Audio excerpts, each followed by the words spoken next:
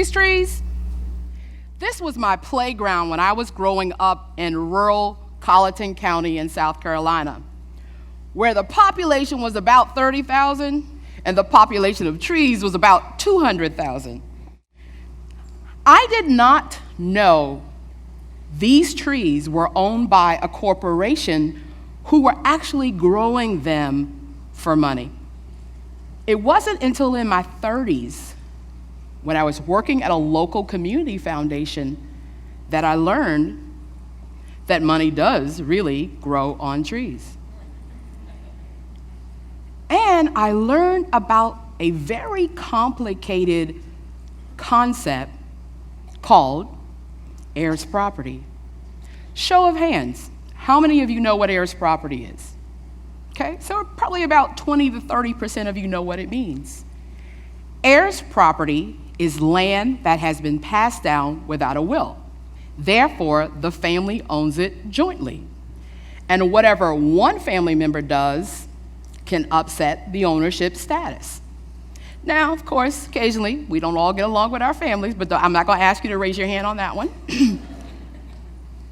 But if you want to think about it, that ownership status is like a corporation. They own shares rather than a particular piece. Heirs property owners cannot obtain a mortgage. They cannot access state and federal funds for housing rehab. And even more recently, it's become evident that after a natural disaster, they can't even access FEMA funds.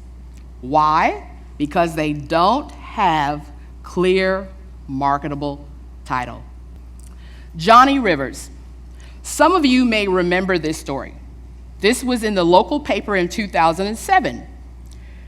Johnny and 25 of his family members owned 17 acres of marsh front property adjacent to Daniel Island, which at one time, this property wasn't really considered very valuable.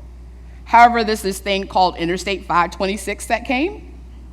Therefore, it allowed access to this property, which made it more valuable.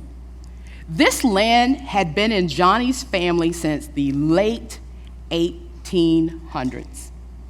So when this property became more valuable, Johnny's sister decided she wanted her economic share out of the land. So she sued her family members.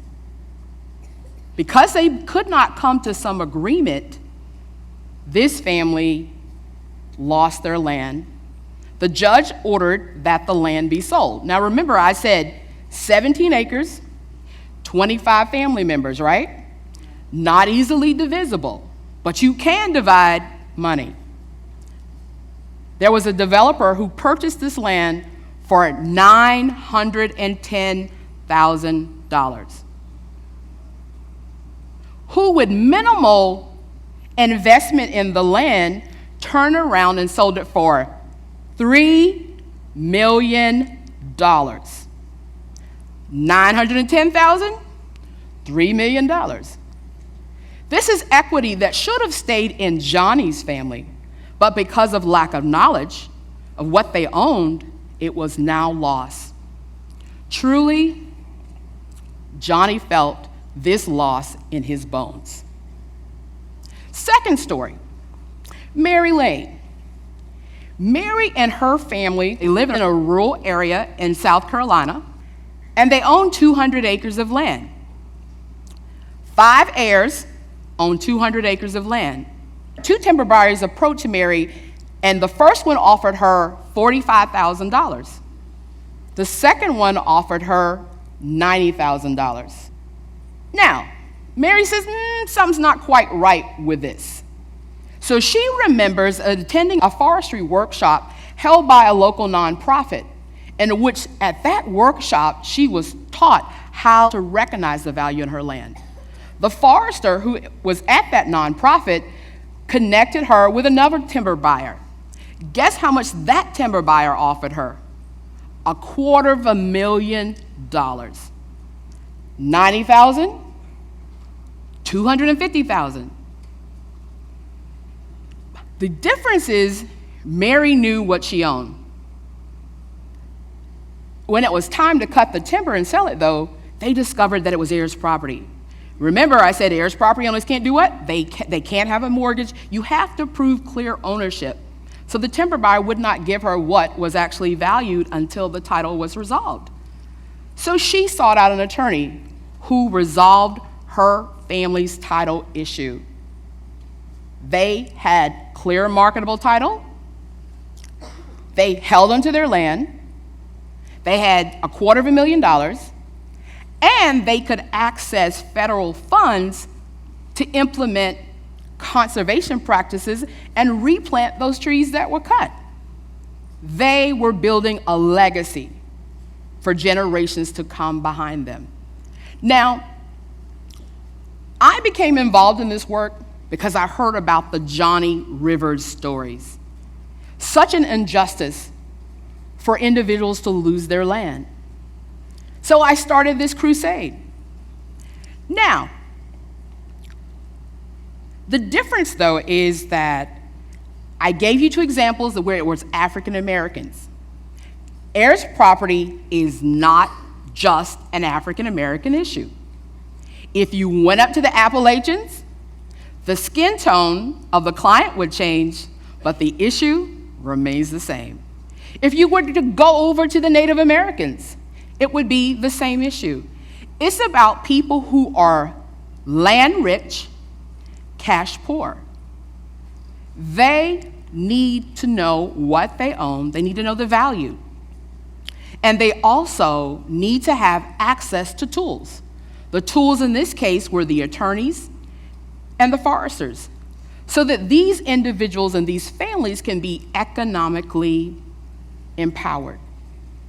So, I have 3 ways in which I want you to join my crusade today.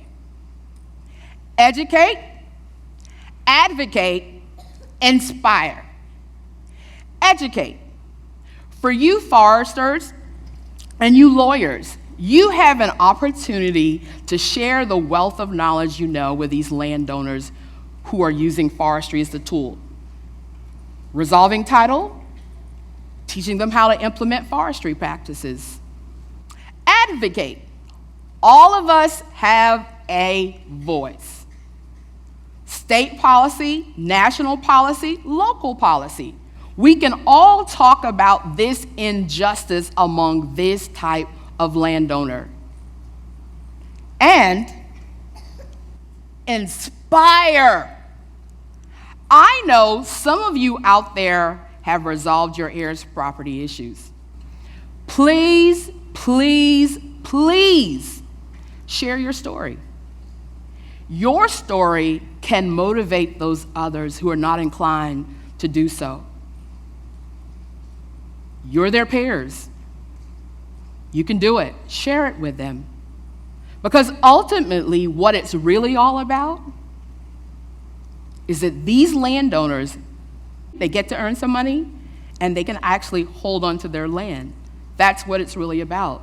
So in order to do that, I need you, and I want you to repeat after me: educate, advocate, and inspire.